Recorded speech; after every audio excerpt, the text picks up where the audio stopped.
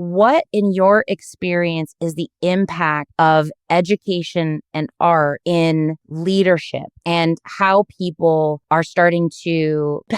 lead teams and build organizations? Look, ultimately, the thing that is compelling to me about the art world, whether it is the music world or the fine arts world or the theater world, I guess what I describe as the empathy it builds, right? I have an art collection. Those are terrible words. No one should speak. But anyway, No judgment. I happen to have art from amazing artists, and it's all figurative art. Not all, the vast majority of it is figurative art. And people often say, like, why are you collecting figurative art? And it's because I love the empathy of the artist and the individual that they capture. I like this idea that I get a view into the world, either of the artist person being depicted in this art. My art is extraordinarily diverse in the sense that it is painted by people of great different backgrounds, economic backgrounds, race and gender and all of these things. And then the people that then are depicted in the art are a profoundly broad, swath of the world. And they're painted in a way that says these people matter. You should want to experience their world. You should appreciate their world in ways that are compelling, right? There's in one of our bedrooms is a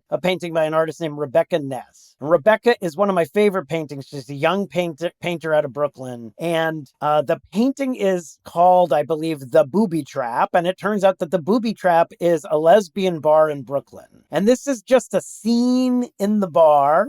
Yeah. Of women hanging out, drinking and hanging out and being and convening and having a safe and loving space that's theirs. And it's painted. Rebecca is a lesbian who lives in Brooklyn and it's her community and she brings to it. And you cannot look at that painting if you're a decent human and not think, God, that's so loving. And I'm so grateful that people have a space where they can be themselves and they can appreciate the world they live in, etc.